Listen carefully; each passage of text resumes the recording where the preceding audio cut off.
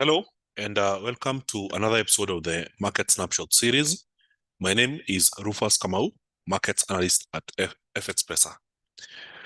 So once you join in, kindly say hi on the live comment section, and these will confirm that everything is working just fine. So as we begin the day today, we have quite a number of events that we will be expecting for the day. So quite a lot has already happened this morning, and this is in regards to the Bank of Japan. So there was an overall consensus that the Bank of Japan would continue holding interest rates at the current level of negative 0.1%. And in the decision this morning at 9 a.m., they basically decided to hold rates at the current level. So focus mostly was on the Bank of Japan press conference, where in this case, there was a lot of anticipation as to when the Bank of Japan may start hiking interest rates and eventually push interest rates towards the positive sides.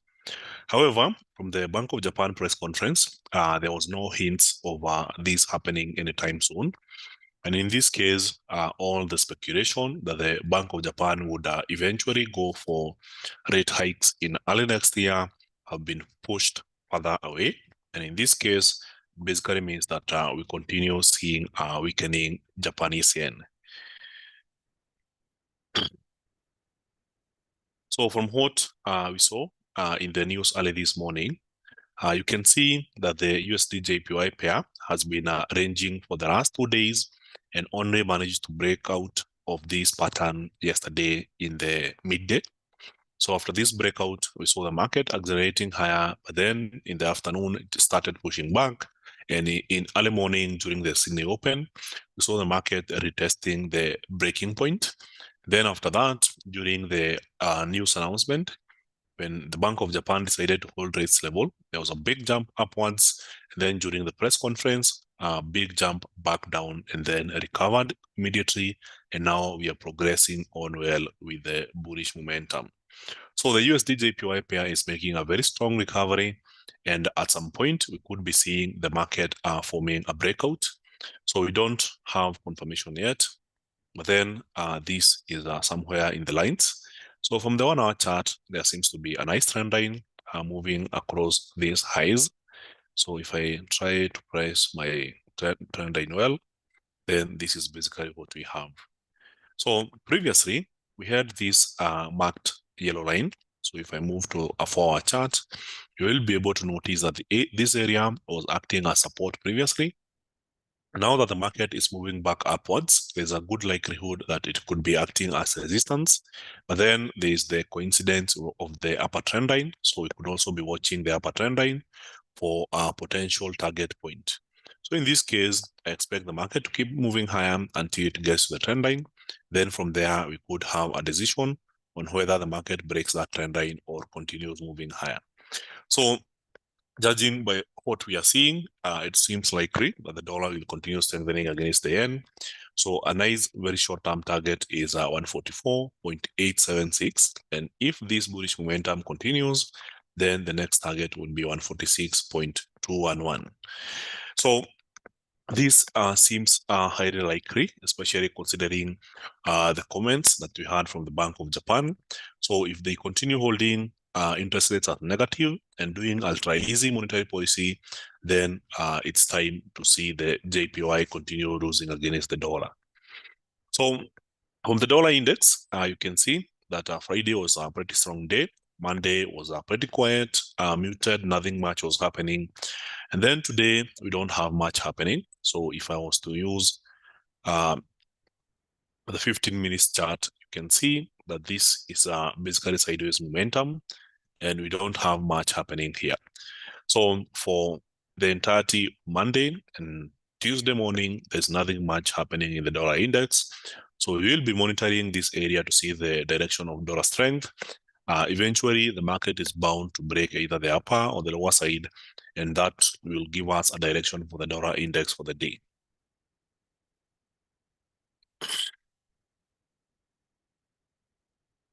So if you have any questions, feel free to type them in the live comment section, and I'll be responding to that right away.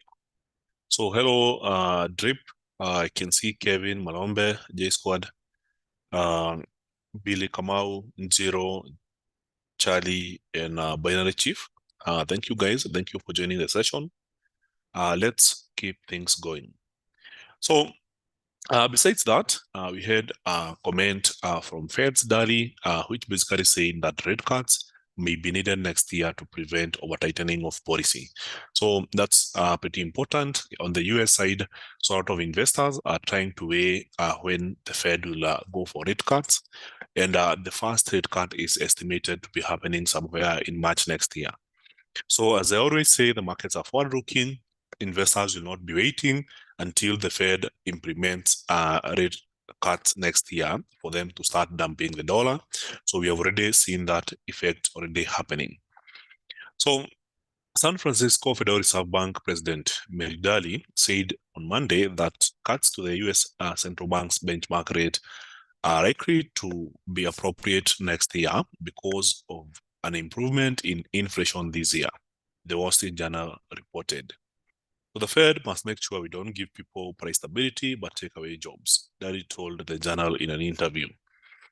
So the Fed aims to bring inflation down to its 2% goal, she said, but wants to continue to do this gently with as few disruptions to the labor market as possible. Daly said her outlook for interest rates and inflation was similar to the median of projections from all 19 Fed policymakers released last week, which showed a majority are penciling in a 75 basis point reduction from the current 5.25 to 5.50% target range for the policy rate, with inflation falling to about 2.4% by the end of the year. The unemployment rate at 3.7% is only a few tenths above the level it was when Fed began raising interest rates from near zero in March 2022. That is said that when the unemployment rate rises, it often goes up in large chunks, and that's a situation she would like to avoid. With inflation on a downward path, holding rates steady would increase the real borrowing cost felt by households and businesses, increase the possibility that we could over-tighten quite easily. And so that's what I'm mindful of, Daly told the Journal. So besides that, there's also the issue of the Suez Canal and the Red Sea. So a US-led coalition of 10 nations to conquer or to counter Houthi attacks on vessels in Red Sea.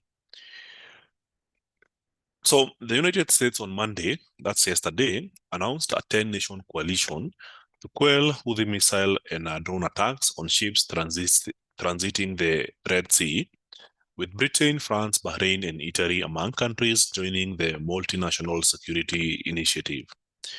Countries that seek to uphold the foundational principle of freedom of navigation must come together to tackle the challenge posed by this non-state actor, US Defense Secretary Lloyd Austin said in a statement late night on Monday.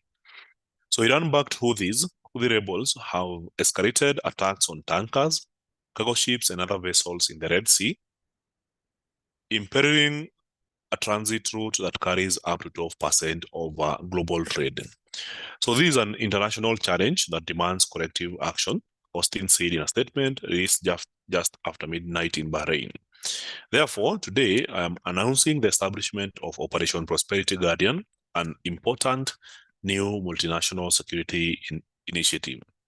So the UK, Bahrain, Canada, France, Italy, Netherlands, Norway, Seychelles, and Spain will join the US in the new mission, Austin announced. Some of the countries will conduct joint patrols, while others provide intelligence support in the southern Red Sea and the Gulf of Aden. Several other countries have also agreed to be involved in the operation, but prefer not to be publicly named, a defense official said, on the condition of anonymity to discuss additional details to the new mission that have not been publicly announced. So this basically means that the Houthis that have been blocking the Red Sea might have a very strong opposition. And in this case, we could be seeing ships resuming work in the Red Sea. So after the announcement that several global corporations that are in the shipping business had suspended ships that would be using the Red Sea route, There was a panic in the markets, and that was yesterday. And the panic led to a very strong rally in Brent oil prices. So if you check Brent oil, you'll notice the strong rally that happened yesterday. But then later on in the day, we began so reversal, especially after the announcement of the group of countries that are looking to face the Houthis. So yesterday, we had a very strong rally happening in Brent oil, but then in the afternoon, we erased some of those gains, and this is the current price level as at today. So we could be seeing the oil prices move a little bit backwards if the operation is successful, but then if the situation is heightened and it becomes more unsafe for these ships to be using the route, then in that case, we could be seeing oil prices progress with a bullish momentum. So as you can see, we're already at a definitive point in oil prices. So if you are a Brent oil trader, then you know what this means. So we are basically looking at a market that is potentially breaking the upper trend line. But then since this is a forward chart, you can see the attempt yesterday failed miserably, and the market immediately started moving back downwards. So we could be seeing some further downside momentum if the situation is addressed in time. The general trend in oil prices has been a bearish one, and we could be seeing that continue if that disruption doesn't drive prices higher.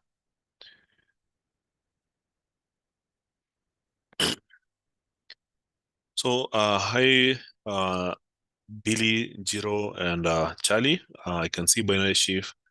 What about NASDAQ? We'll be checking on the NASDAQ. There's a question on gold. I'll be checking on that. Where do you check earnings? I think the best place to check on US earnings is on the NASDAQ website. So you want to check on any company's earnings, just search the company plus the website. For instance, I know FedEx is doing earnings this week. So just type FedEx earnings and then NASDAQ. That will give you a very good link on the NASDAQ showing you a majority of the stuff that you need to know about the earnings for that company. So in this case, for FedEx Corporation, it's right here. That's the chart, and you can see everything else that you will need to know, including news and analysis about the stock's earnings. So I hope that answers your question. So on the economic calendar front, sorry, I didn't show you that. So I know there's FedEx earnings this week. So you just search on your browser, FedEx earnings, and then add NASDAQ. So once you do this, click on the NASDAQ link, and it will show you everything you need to know. So for FedEx Corporation common stock, you can see the chart. There will be real-time, after hours, pre-market trading charts, news, press releases, and risk research, and so on. So this will give you pretty much everything you need to know, ranging from the key data for the stock, bid and asking prices, as well as news affecting the stock, or news about the stock, an explanation about what the company is, what it does, among other things. So I hope that answers the question. And now we go back to the economic calendar to see what else is in store for us for today. So one, we had ANZ business confidence slightly improving to 33.2, whereas trade balance worsened for New Zealand. Then we had Swiss trade balance, which dropped from 4.71 billion to 3.71. And this was slightly better than expected, but still it's a drop. So the next data point will be coming up at 1 a.m. and this will be the final core CPI for the Eurozone. So according to Christine Lagarde, as per the last meeting of the European Central Bank, she basically mentioned that rate hikes are still within the books. So the ECB could continue hiking interest rates. And one of the key indicators that the ECB follows is the CPI. So if the consumer price index in the Eurozone increases to above the previous reading, which was 2.4%, then the ECB may follow through and continue hiking interest rates, which would strengthen the euro.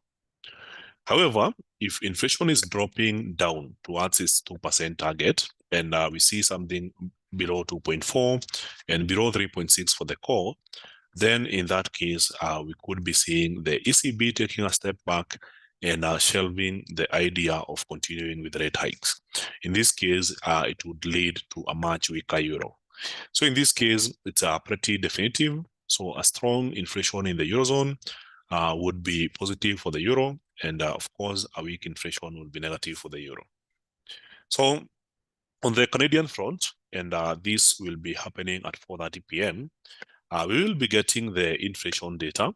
CPI month over month is expected to have dropped by negative 0.1% in November. And this would basically mean that the Bank of Canada continues holding interest rates at the current level. So we expect common CPI to drop to 4.0%, and this is expected to be quite positive for the Bank of Canada. In that case, it would consider holding rates at the current level, which would be weakening for the Canadian dollar. However, if inflation happens to jump to the upper side, then in that case, the Bank of Canada may have to react. And as a result of that, we could be seeing a much stronger Canadian dollar. So basically, same thing as the Eurozone. So slower inflation would be weakening for the Canadian dollar, and a stronger inflation will be positive for the Canadian dollar. So we'll be having a speech by FOMC member Barkin, and this will be at 5:30 p.m. But then before that, on the US side, we'll be getting housing data, and this includes building permits as well as housing starts at 4:30 p.m. So later on, we'll have two more speeches, one from FOMC member Bostic at 8:30 p.m. and then a speech from Reserve Bank of New Zealand Governor Orr at 10 p.m.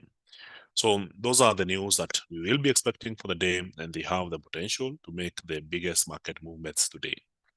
So tomorrow morning, before the next market snapshot episode, we'll be having interest rate decision from China, where we expect the 1-year loan prime rate to remain at 3.45%, and the 5-year loan prime rate to remain at 4.20%.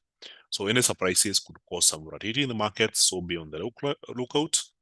And then, of course, the UK inflation data will be coming up at 10 a.m. tomorrow. That would be about an hour before the next snapshot.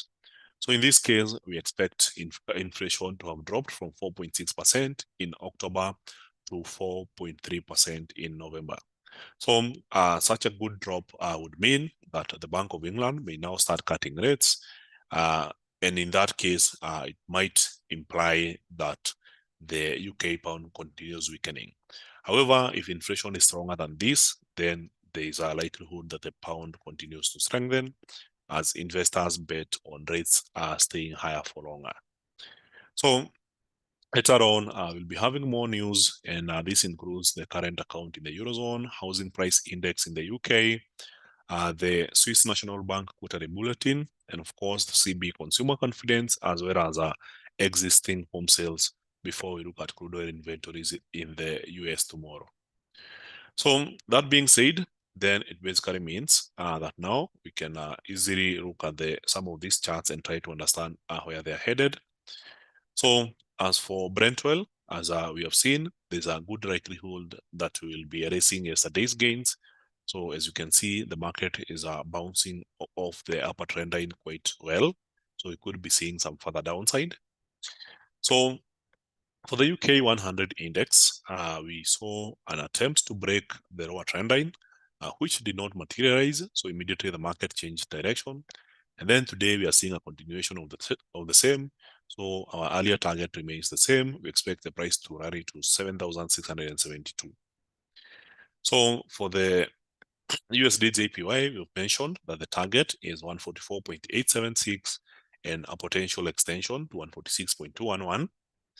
Then we have the pound USD, which is basically having this insane volatility after last week's rally, then a pullback towards the end of last week.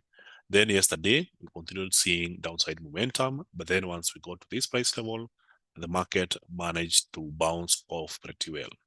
So if this is the continuation we were looking for, then it seems to have played out perfectly. And now we have some more room for upside momentum. And of course, yesterday's high kind of rhymes with some levels. So we could also be experiencing the market rallying to this level again.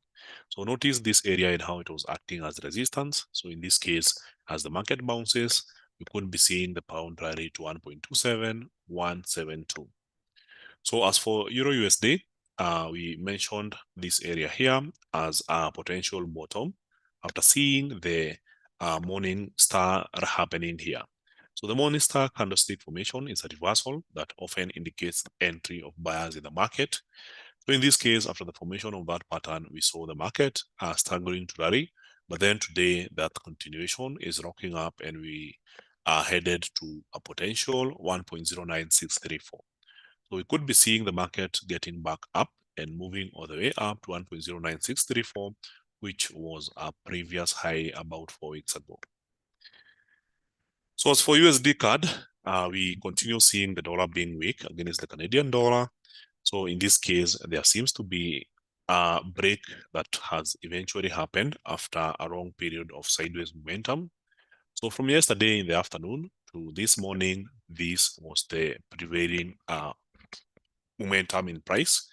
So we didn't have much happening, but now as we enter the London session, you can see the bears coming in USD CAD currency pair. So in this case, we expect the drop to continue and potentially get to this bottom here. So our bottom is somewhere around 1.33508. So this is something that is quite tradable.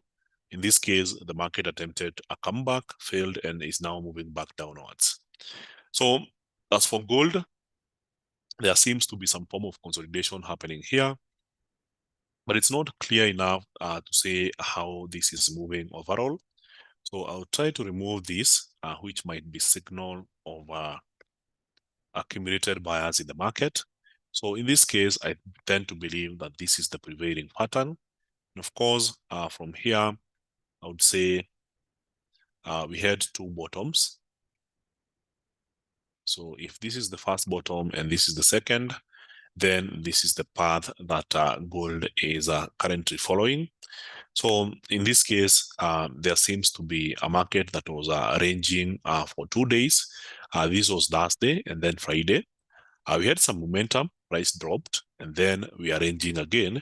So it doesn't quite display the perfect outcome, but there seems to be a trend line playing around this area here. So from the 1 hour chart, this is how it looks like. So it's a market that is basically trading in a triangle. So touching here twice and then here twice, and this is the third time, and now it could be headed to the upper side. So it's more of a consolidation. I would say for the last 4 days, the overall price direction for gold would be taking on this shape.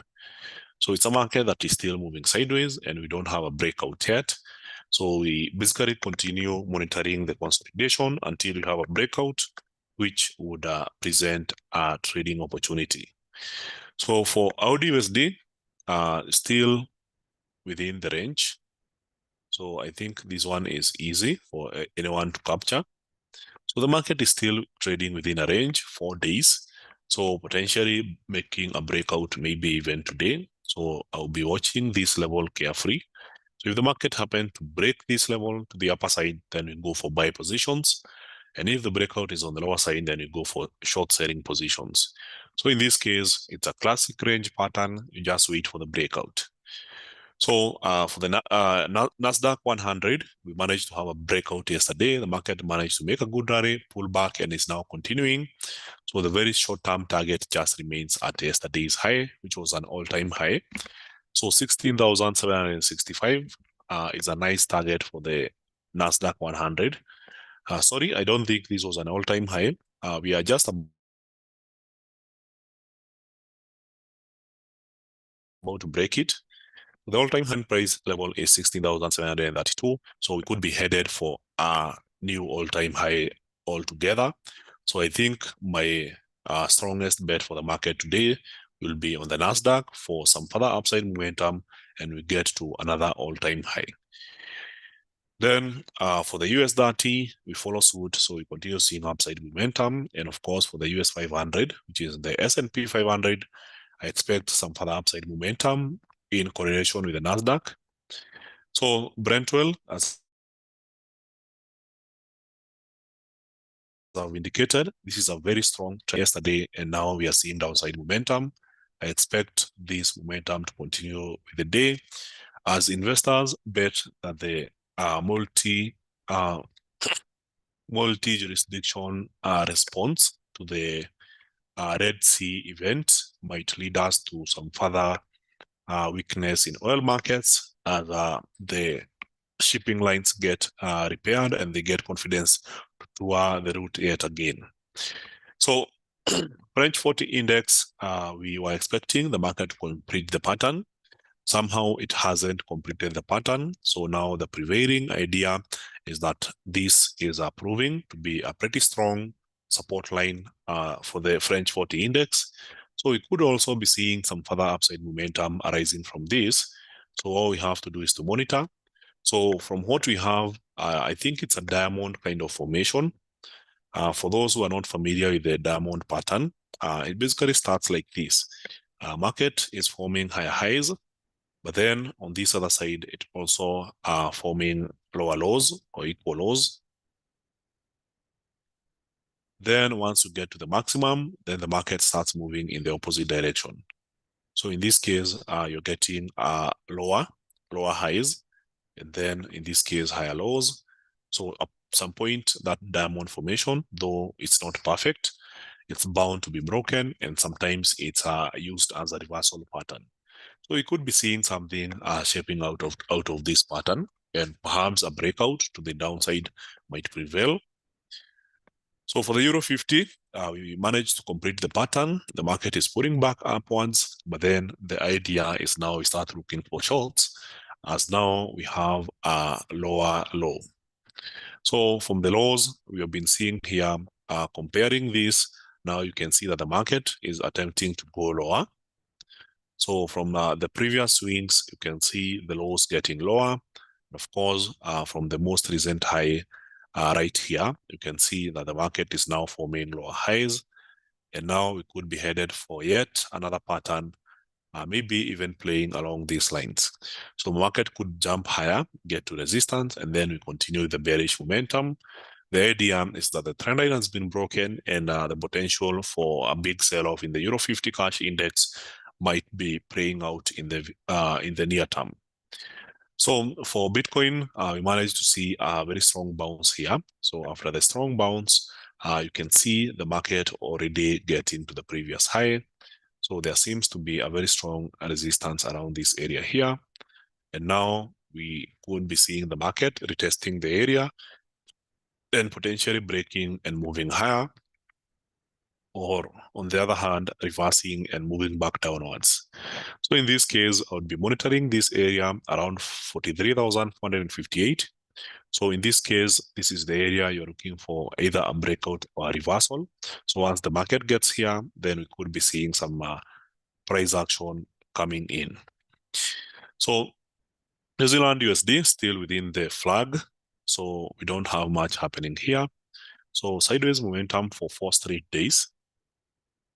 So I would be watching this for potential break, and then on the upper side, these are resistance. So a potential break above resistance would mean buy trades. So US oil are basically selling off, and now for USD CHF or the USD trading against the Swiss franc, from the forward chart, it seems like this is weighing heavy, meaning that the Swiss franc is strengthening, whereas the US dollar continues losing. So we had a good rally happening on Friday. Monday, we erased some gains. Today, we attempted to move further back downwards, and it seems like the market could be headed further back, and we could be retesting Friday's low. So 0.86296 seems to be in the books, but then we are also seeing a potential for the market retesting previous highs. And in this case, it seems like the most potent previous high is the high that we saw yesterday, and this is 0.87107. So from the current price action here, there seems to be a stronger momentum downwards, and we could be headed to 0.86296. So that's it for the day, and thank you very much, guys. Does the 5 minutes chart give you sniper entry? Definitely, yes. When you are using a small time frame, you get a better entry. What is your outlook on gold pair this year? I expect gold to make a recovery. It's already showed an all-time high. So once everything is done and dusted, I expect gold to start making a recovery. So from the 4-hour chart, this is how it looks like. This is the highest price that we saw here at 21.82. Price pulled back to 1972, and it has already bounced from that price level. So from the daily chart, you can already see, if you observe the candlesticks correctly, big spike, pulls back down, and then a very strong bounce here. And now you can see the consistent attempts to move higher. I expect gold to make at least some form of upwards momentum until it gets to the beginning of this pattern here, which was around 2071. So expect gold to continue moving higher. How do you predict the NFP before the news? It's kind of tough predicting what will happen with the non-farm payrolls.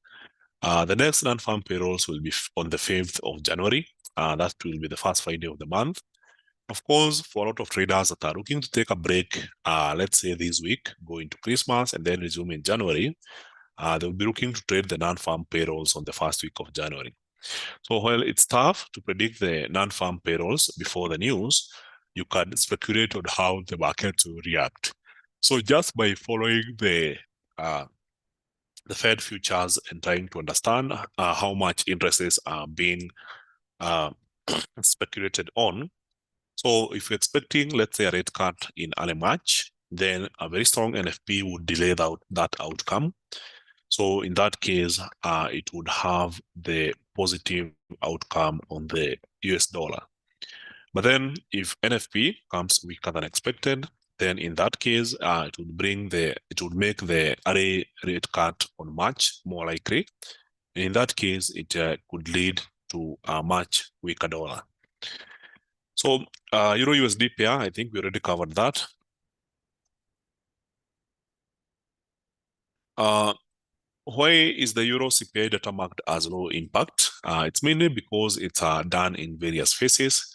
So when you look at the Euro data, in this case, for instance, today, we are looking at the final core CPI. So there was the estimate, there's the revised, and then there's the core CPI. So the survey, which involves many countries, basically allows investors to speculate ahead of time. So if you look at the top CPI or inflation data reports from, let's say, Germany and then France, Italy, and then you compute that for yourself, then you can easily front run the ECB. So in this case, it's done at various stages and investors get the data ahead of time. So it's not a big surprise in the markets.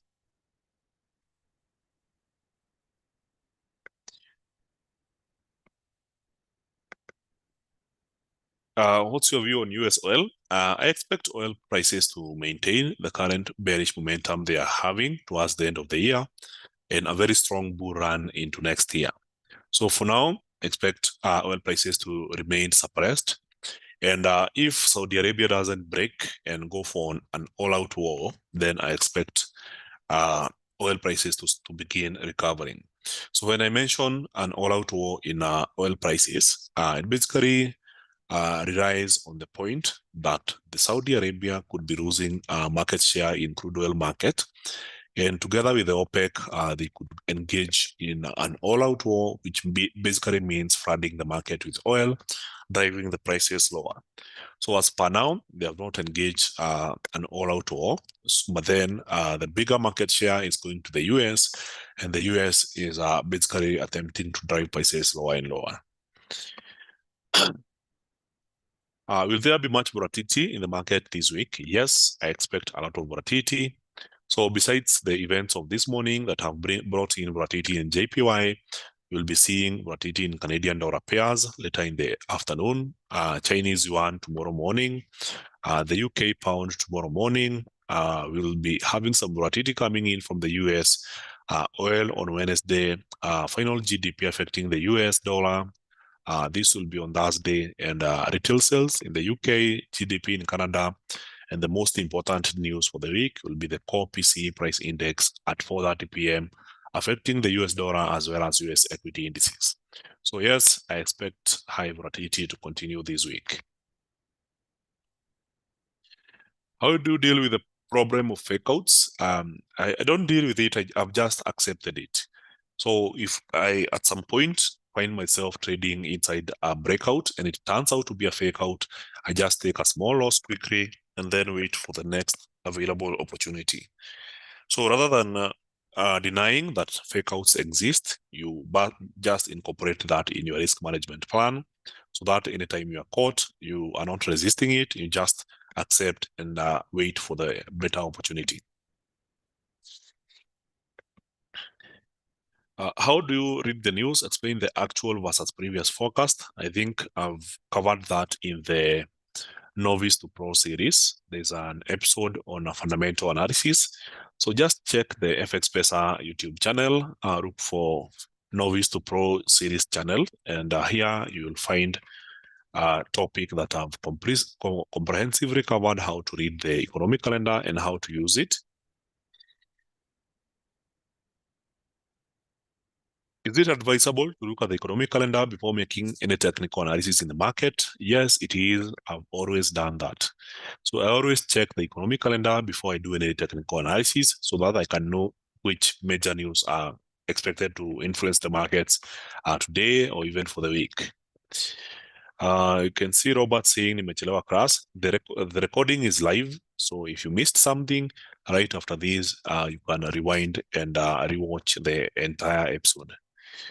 So Eurozone comprises of many nations which publish inflation separately. How do you aggregate to get Euro CPI? Or how do you tell which is important to cause volatility? I think Eurostats, the website Eurostats has a brief explanation of how they basically aggregate the inflation across the Eurozone.